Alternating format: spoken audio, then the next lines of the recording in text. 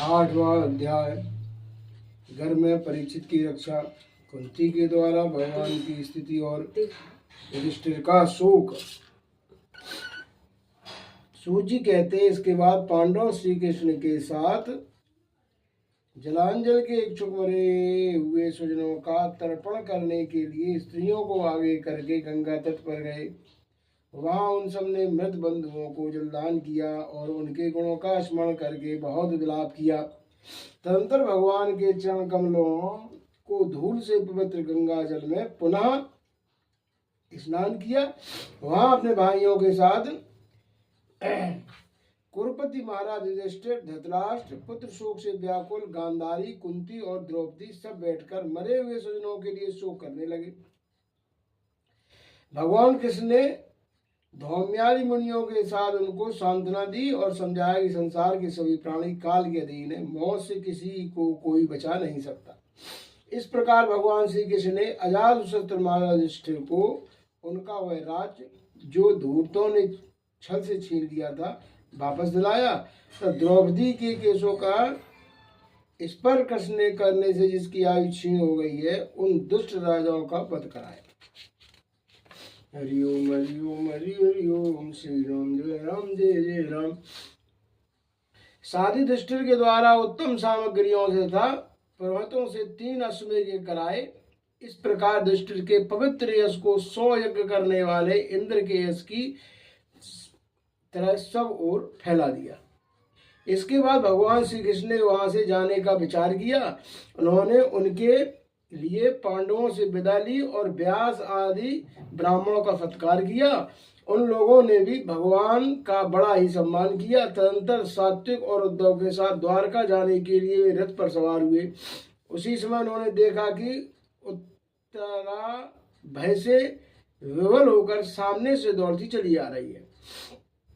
उत्तरा ने कहा, देवाय देव जगदीश्वर, आप महायोगी हैं, आप मेरी रक्षा कीजिए, रक्षा कीजिए। आपके अतिरिक्त इस लोक में मुझे अभय देने वाला और कोई नहीं है, क्योंकि यहाँ सभी परस्पर एक दूसरे की मृत्यु के निमित्त बन रहे हैं। प्रभु, आप सर्वशक्तिमान हैं। यह दहकते हुए लोहे का बाण मेरी ओर दौड़ा रहा है। स्वामिन, यह मुझे भले ही जला डाले, परंतु मेरे गर्व को नष्ट न करे, ऐसी कृपा कीजिए।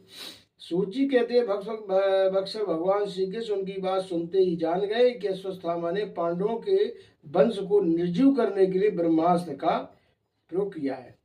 सौनक जी, उसी समय पांडवों ने भी देखा कि जलते हुए 5 बाण हमारी ओर आ रहे हैं, इसलिए उन्होंने भी अपने अस्त्र उठा लिए।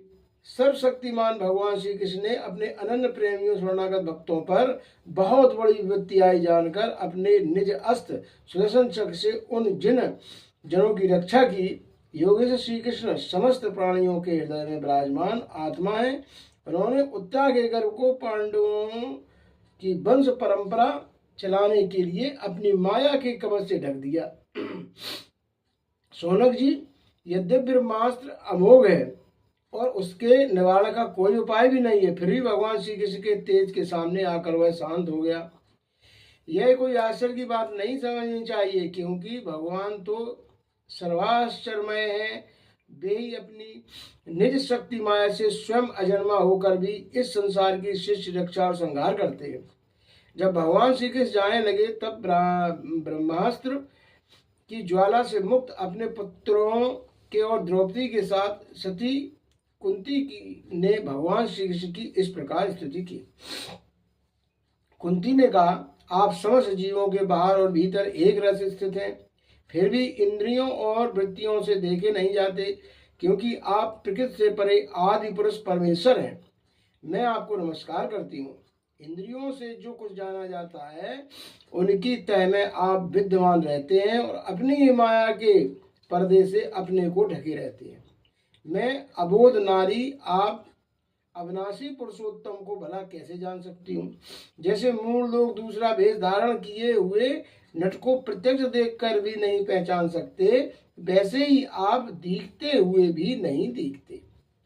आप शुद्ध हृदय वाले, विचारशील, जीवन मुक्त परमहंसों के हृदय में अपनी प्रेममयी भक्ति का अर्चन करने के लिए अवतीर्ण हुए हैं। फिर हम अल्पबुद्धि स्त्रियां आपको कैसे पहचान सकती हैं? आप श्री कृष्ण वासुदेव देवकी नंदन नंद गोप के लाडले लाल गोविंद को हमारा बारंबार प्रणाम है, जिनकी नाम से ब्रह्मा का जन्म स्थान कमल प्रकट हुआ है और जो सुंदर कमलों की माला धारण करते हैं, जिनके नेत्र कमल के समान विशाल और कोमल हैं, जिनके चरण कमलों में कमल का चिन्ह है, श्री कृष्ण, ऐसे आपको मेरा बार बार नमस्कार है। ऋषिकेश जैसे आपने दुष्ट कंस के द्वारा कैद की हुई और चिरकाल से शोकग्रस्त देवकी की रक्षा की थी, वैसे ही पुत्रों के साथ मेरी आपने बार बार पतियों से रक्षा की है। आप ही हमारे स्वामी हैं, आप सर्वशक्तिमान हैं। श्री कृष्ण कहाँ तक गिनाऊं? विश्व से लाक्षाग्रह की भयानक आग से हिडम्ब आदि राक्षसों की दृष्टि से दुष्टों को धूत सभा में वनवास की विपत्तियों से और अनेक बारे के युद्धों में अनेक महारथियों के शस्त्र शास्त्रों से और अभी अभी इस अश्वत्थामा के ब्रह्मास्त्र से भी आपने ही हमारी रक्षा की है। जगत गुरु, हमारे जीवन में सर्वदा पद पद पर विपत्तियां आती रहें, क्योंकि विपत्तियों में से चिन्हित रूप से आपके दर्शन हुआ करते हैं और आपके दर्शन हो जाने पर फिर जन्म मृत्यु के चक्कर में नहीं आना पड़ता। ऊंचे कुल में जन्म है, सूर्य विद्या और संपत्ति के कारण जिसका घमंड बढ़ रहा है, वह मनुष्य तो आपका नाम भी नहीं ले सकता, क्योंकि आप तो उन लोगों को दर्शन देते हैं जो अकिंचन है। आप निर्धों के परम धन हैं, माया का प्रपंच आपका स्पर्श भी नहीं कर सकता। आप अपने आप में ही विहार करने वाले परम शांत स्वरूप हैं। आप ही केवल मोक्ष के अधिपति हैं। आपको मैं बार बार नमस्कार करती हूँ। मैं आपको अनादि अनंत सर्वव्यापक सबके नियंता काल रूप परमेश्वर समझती हूँ।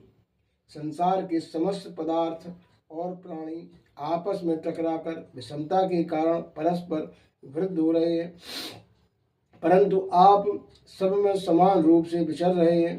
भगवान, आप जब मनुष्यों की सी लीला करते हैं तब आप क्या कहना चाहते हैं, यह कोई नहीं जानता। आपका कभी कोई ना प्रिय है और ना प्रिय। आपके संबंध में लोगों की बुद्धि ही विषम हुआ करती है। आप विश्व के आत्मा हैं, विश्व स्वरूप हैं। न आप जन्म लेते हैं और न कर्म ही करते हैं, फिर भी पशु पक्षी मनुष्य ऋषि जलचर आदि में आप जन्म लेते हैं और इन योनियों के अनुरूप दिव्य कर्म भी करते हैं। यह आपकी लीला ही तो है। जब बचपन में आपने दूध की मटकी फोड़कर यशोदा मैया को खिला दिया था और उन्होंने आपको बांधने के लिए हाथ में रस्सी ली थी, तब आपकी आंखों में आंसू छलक आए थे। काजल कपोलों पर बह चला था, नेत्र चंचल हो रहे थे और भय की भावना से आपने अपने मुख को नीचे की ओर झुका लिया था। आपकी उस दशा का लीला छवि का ध्यान करके मैं मोहित हो जाती हूँ। भला जिससे भय मानता है उसकी यह दशा। आपने अजन्मा होकर भी जन्म क्यों लिया, इसका कारण बतलाते हुए कोई महापुरुष यूँ कहते हैं कि जैसे मलयाचल की कीर्त का विस्तार करने के लिए उसमें चंदन प्रकट होता है, वैसे ही अपने प्रिय भक्त पुण्य श्लोक राजा युद्ध की कीर्त का विस्तार करने के लिए आपने उनके वंश में अवतरण धारण किया है।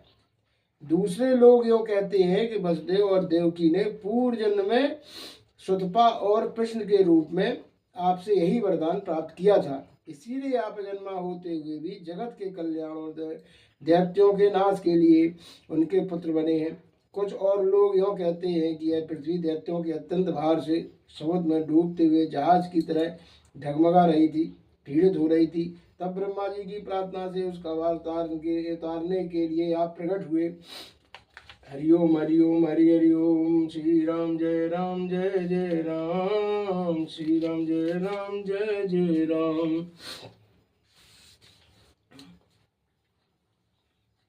कोई महापुरुष यूँ कहते हैं कि जो लोग इस संसार में ज्ञान कामना और कर्मों के बंधन में जकड़े हुए पीड़ित हो रहे हैं, उन लोगों के लिए श्रवण और स्मरण करने योग्य लीला करने की विचार से ही आपने अवतार धारण किया है। भक्तजन बार बार आपके चरित्र का श्रवणगान कीर्तन एवं स्मरण करके आनंदित होते रहते हैं। वे ही अविलंब आपके उस चरण कमल का दर्शन कर पाते हैं जो जन्म मृत्यु के प्रवाह को सदा के लिए रोक देता है। भक्त वांछाकल्प रूप प्रभु, क्या अब आप अपने आश्रित और संबंधी हम लोगों को छोड़कर जाना चाहते हैं? आप जानते हैं कि आपके चरण कमलों के अतिरिक्त हमें और किसी का सहारा नहीं है। पृथ्वी के राजाओं के तो हम यूं ही विरोधी हो गए हैं, जैसे जीव के बिना इंद्रियां शक्तिहीन हो जाती हैं, वैसे ही आपके दर्शन बिना यदुवंशियों के और हमारे पुत्र पांडवों के नाम तथा रूप का अस्तित्व ही क्या रह जाता है। गदाधर आपके विलक्षण चरण चिन्हों से चिन्हित यह कुरजांगल देश की भूमि आप जैसी शोभायान हो रही है, वैसी आपके चले जाने के बाद न रहेगी। आपकी दृष्टि प्रभाव से ही यह देश पकी फसल तथा लता वृक्षों से समृद्ध हो रहा है। ये वन पर्वत नदी और समुद्र भी आपकी दृष्टि ही वृद्धि को प्राप्त हो रहे हैं। आप विश्व के स्वामी हैं, विश्व के आत्मा हैं और विश्वरूप हैं। यदुवंशियों और पांडवों में मेरी बड़ी ममता हो गई है। आप कृपा करके स्वजनों के साथ जोड़े हुए इस स्नेह की दृढ़ फांसी को काट दीजिए। श्री कृष्ण जैसे गंगा की अखंड धारा समुद्र में गिरती रहती है, वैसे ही मेरी बुद्धि किसी दूसरी ओर न जाकर आपसे ही निरंतर प्रेम करती रहे।